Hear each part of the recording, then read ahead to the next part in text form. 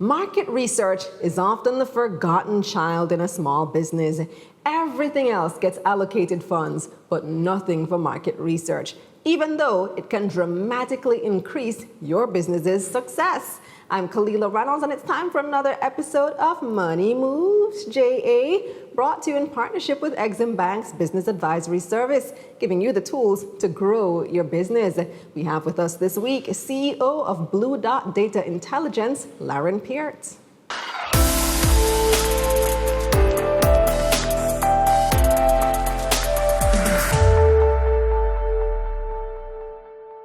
Hi, Larren. How are you? Hi, Khalil. I'm good, thanks. How are you? I heard you're joining us all the way from New York today. Yes, we're actually here working on a project here for one of our clients.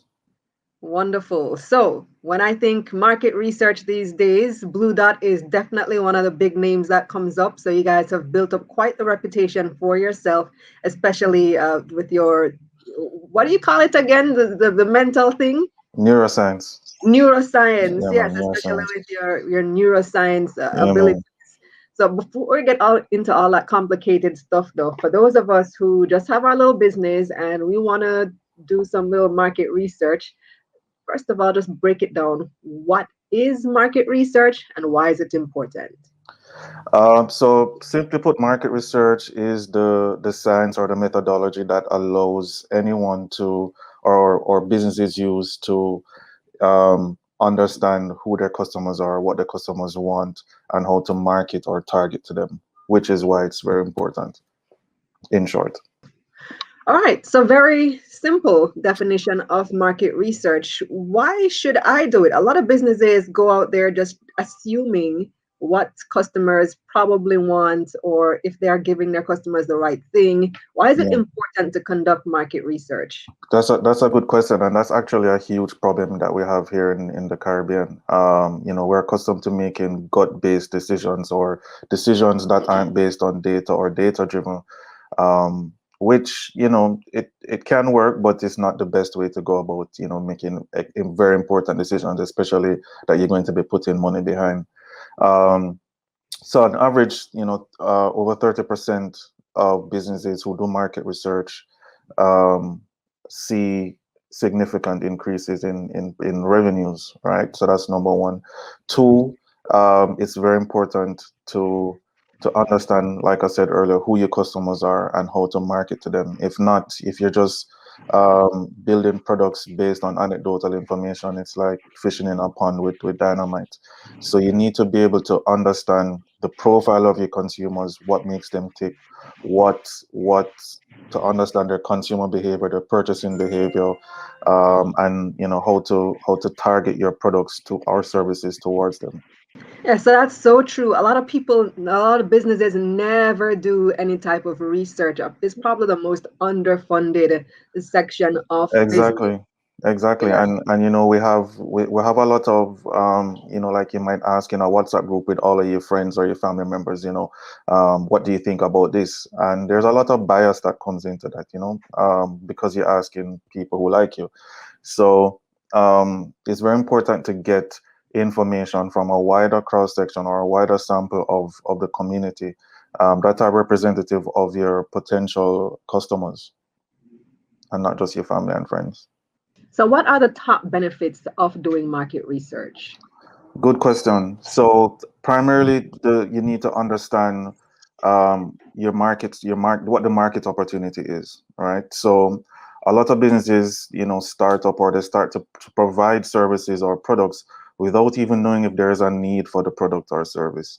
So definitely important to understand what the potential is so that you can, accurately gauge the investment and even understand if there's going to be ROI for you in the space. Um, Secondly, again, after you figure that out, you need to understand who your customers are, what makes them tick, and to actually build an accurate profile of them so that you can better target them. So, as an example, a show like this, your target consumers for advertising would be those primarily in the financial space or those who are interested in the financial space. But there might be some other avenues or other profiles of consumers who a show like this would be able to target. So doing some sort of market research will help you to identify what those segments are, and then arm you with that data to then sell to the advertisers or the potential advertisers. Um, thirdly, I'd say just general understanding of the space that you're in, and how to build the products around our services, around what the demand for those services are. Again, we tend to just think we spot a need, or think we find there's a problem, looking for a solution, without accurately getting that data to make those data driven decisions, in order to build better products and services for your customers. All right, so I might be watching this. I'm a small business owner, maybe even a micro business, and I'm thinking, yeah, all this sounds great. It's important. I do know it's important, but I don't have the money to hire a Bluedot or to hire a Don Anderson. How can Hmm. what are some cost-effective ways? And I'm not saying that you're unattainable, Lauren. I'm sure you have some flexible For rates. sure. What are some cost-effective ways for me to conduct my own market research? Good question again. So, I always say that social media is your largest focus group. So, uh, you know, measuring your engagement on social media, actually reading what people are commenting, what they're saying, is extremely important. You can gain so much information asking, um, by just listening to what your customers are saying through social media. We're in in 2021, this world that we live in. Our customers are definitely not shy to to let us know how they feel. Um, in the offline space, or in a brick and mortar situation, you can do market research by just observing consumers. So we do a lot of ethnographic type studies, where we will walk into a supermarket and we will literally watch where people go and where they stop, and etc. So if you have your store, a retail store, just observe as your customers walk through the store, what items they stop at. Do they turn right when they come in first, or do they turn left? What aisles do they walk past? What items do they walk past? And then you can mix and match and do some A and B testing. So if you notice that they're turning right first, then you might want to put your higher margin higher margin products in that direction. It's actually called path to purchase, or customer journey throughout a store. So those are just some two quick things that I could think of that anyone can do. And also there's a lot of free survey tools actually. So Google Forms is one. You can just post your questions or upload your questions and send the link out on your social media pages, or just to your customers if you're building an email list. And just constantly ask them, how is my service? Is there anything I can do to improve, the products or services? Is there anything that I'm not offering that you'd like me to provide? Just simple things like that. And in addition, of course, you can call Bluedot for any of the other market research needs. Absolutely. So, on the next episode, you're going to take us through in more detail how to conduct our own market research. So, we're going to be looking at surveys and perhaps some other strategies as well. Thank you so much, Larren. Thank you.